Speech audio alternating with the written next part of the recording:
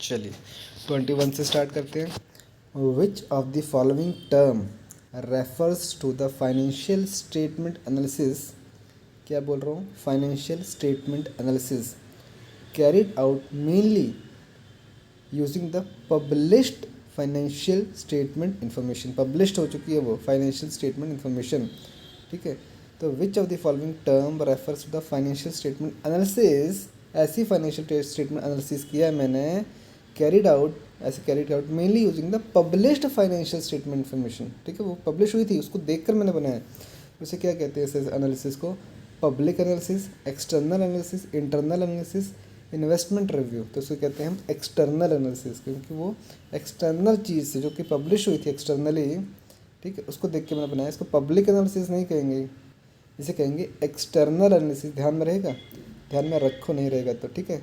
जो कि published financial statement information से बनती है उसे एक्सटर्नल एनालिसिस कहते हैं। ये पब्लिश्ड से पब्लिक मत समझ लेना, उसको एक्सटर्नल एनालिसिस कहते हैं, क्योंकि बाहर के फैक्टर से देख के मैंने बनाई है, इसलिए कहेंगे उसको एक्सटर्नल एनालिसिस। ध्यान में रहेगा। चलो फिर आगे चलते हैं, ध्यान में रखना है। 22 पे आते हैं। On the basis of modus operandi, ऐसे ही बोलते कैसे बोलते पता नहीं। On the basis of modus operandi the analysis and interpretation of financial statements में बी क्लासिफाइड इनटू, इंटरप्रिटेशन करनी है हमें, इंटरप्रेट करना है फाइनेंशियल स्टेटमेंट्स को, उसे क्लासीफाई कर सकते हैं कैसे? External analysis and internal analysis, general analysis, specific analysis, government analysis, board analysis या फिर हॉरिजॉन्टल एंड वर्टिकल एनालिसिस। तो मोडस ऑपरेंडी जो था हॉरिजॉन्टल एंड वर्टिकल एनालिसिस के बेसिस पे चलता था। D is the right answer, याद रहेगा। मोडस ऑपरेंडी हॉरिजॉन्टल और वर्टिकल एनालिसिस पे चलता था। हॉरिजॉन्टल में बात करते हैं, हॉरिजॉन्टल क्या होती है, रो होती है जैसे, वर्टिकल मतलब जैसे खंबा होता है, वर्टिकल एनालिसिस तो दोनों तरह से जो एनालिसिस करते हैं ये, उससे किसने किया था? मोडस ऑपरेंडी ने, ठीक है। आगे चलते हैं, याद रखना पड़ेगा। 23 विच of the following is not a common tool, common tool नहीं है ये, employed in the financial statement analysis. कौन सा कॉमन टूल नहीं है? तो डी आंसर इसका है इन्वेस्टर एनालिसिस। एक कॉमन टूल नहीं है। कंपैरेटिव फाइनेंशियल स्टेटमेंट है, कॉमन साइज स्टेटमेंट है, ट्रेंड एनालिसिस है, लेकिन इन्वेस्टर एनालिसिस एक कॉमन टूल नहीं है फाइनेंशियल स्टेटमेंट एनालिसिस के लिए। इन्वेस्टर का एनालिसिस करना, इन्वेस्ट कर रहा है वो इन्वेस्टर को, उसको क्या करना है, ठीक है, वो एक कॉमन टूल नहीं है, ठीक है। तो समझ के बाद इसका आंसर जो है वो है investor analysis, not a common tool employed in the financial statement analysis. आगे आते हैं 24 पर। कंपेयर करने, comparison of the financial statement of two और मोर फर्म्स को ड्राइंग इन्फ्रेंसेस, और उनसे इन्फ्रेंसेस लेके आ रहे हैं, उसको क्या कहते हैं? Dynamic comparison, sector level comparison, inter firm comparison या इंडस्ट्रियल कंपैरिजन। तो हम पहले भी कर चुके हैं, इसे कहते हैं इंटर फर्म कंपैरिजन, ठीक है, सिंपल है। इंटर फर्म ना डिफरेंट फर्म, इंटर जैसे इंटर स्टेट होता है। 25 पे आते हैं। अ फाइनेंशियल स्टेटमेंट, एक financial statement that summarizes a company's asset, summarize कर देना, ठीक है, कितने हैं? 10 एसेट है, 15 लाइबिलिटीज, समराइज करके बता देना कितनी वैल्यूज। और as financial statement that summarizes the company's assets, liabilities and shareholders equity at a specific point in time is called, इसे क्या कहते हैं? उसे कहते हैं बेटा बैलेंस शीट।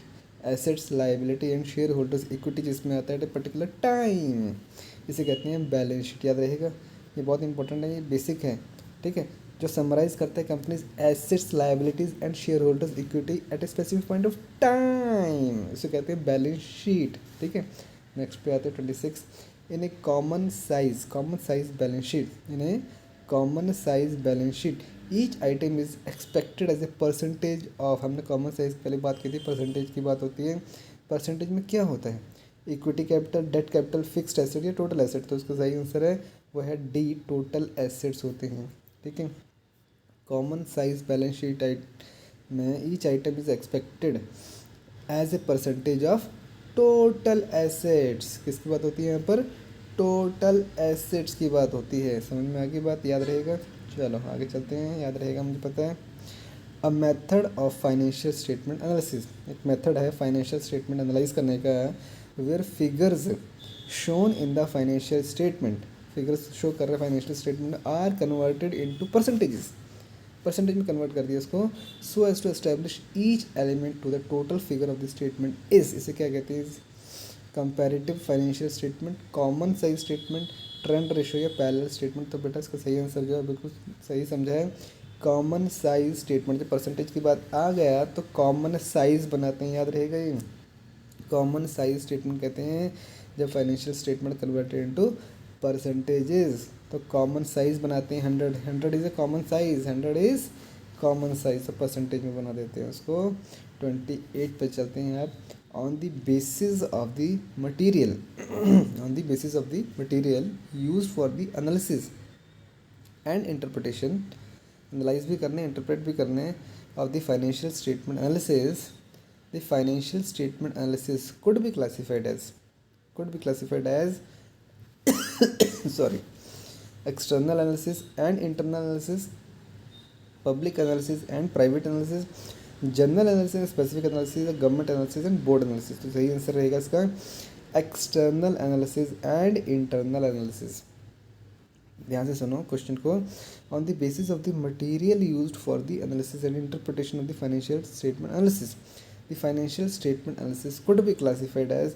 तो फाइनेंशियल स्टेटमेंट हमेशा दो तरह की होती है, एक्सटर्नल एनालिसिस करते हैं उसका और एक इंटरनल एनालिसिस होता है उसका, याद रहेगा, ठीक है। तो इसका एक्सटर्नल एनालिसिस और इंटरनल एनालिसिस पर फाइनेंशियल स्टेटमेंट को एनालाइज किया जाता है, तो ये हमें याद रखना पड़ेगा, external analysis and internal analysis. A is the right answer. 29 पर आते हैं, which of the following financial analysis method, financial analysis method, पैसे को एनालाइज करना भैया, taken into account the time value of money, किस में टाइम वैल्यू ऑफ मनी को हम अकाउंट करते हैं,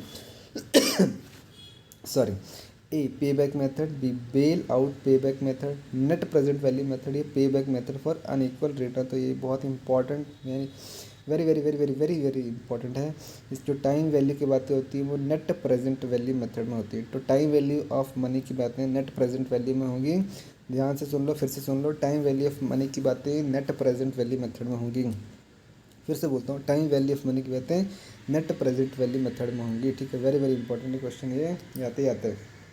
30, अ प्रोसेस ऑफ इवेल्युएटिंग, ऐसा प्रोसेस जिसको इवेल्युएट कर रहे हैं, क्या इवेल्युएट कर रहे हैं, evaluating the relationship between the component parts, उसके पार्ट्स, कंपोनेंट पार्ट्स होते हैं ना, component parts of the financial statement to obtain better understanding the firm's position and performance is generally referred as, उसे क्या कहते हैं, ठीक है। तो ऐसी प्रोसेस क्या है, कौन सी प्रोसेस है, ऑफ इवेल्युएटिंग द रिलेशन पता लगा रहा है किसके बीच में, component part of the financial statement, ठीक है, डिफरेंट कंपोनेंट्स के बीच में हम कंपोनेंट पार्ट्स को रिलेशंस पता लगा रहे हैं ताकि हम अंडरस्टैंड कर सकें, better understanding of the firm's position की, इसकी क्या पोजीशन है, परफॉर्मेंस है, उसकी क्या परफॉर्मेंस है, इसे क्या कहते हैं, financial statement analysis, issue analysis, performance analysis, income statement analysis. तो सही आंसर जो रहेगा वो फाइनेंशियल स्टेटमेंट एनालिसिस रहेगा, ठीक है। कहीं मत सोच लेना ये प्रोसेस कंपनी फाइनेंशियल स्टेटमेंट अपनी बेटर फर्म्स पोजीशन है परफॉर्मेंस, तो उसको परफॉर्मेंस एनालिसिस पे ले जाओ, नहीं, इसका जो सही आंसर रहेगा वो रहेगा फाइनेंशियल स्टेटमेंट एनालिसिस, ठीक है।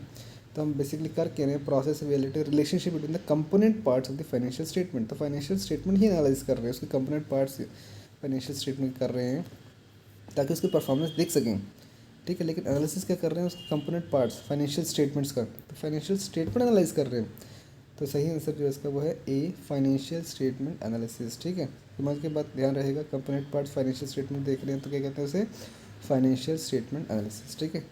आगे हम नेक्स्ट पार्ट में शुरू करेंगे।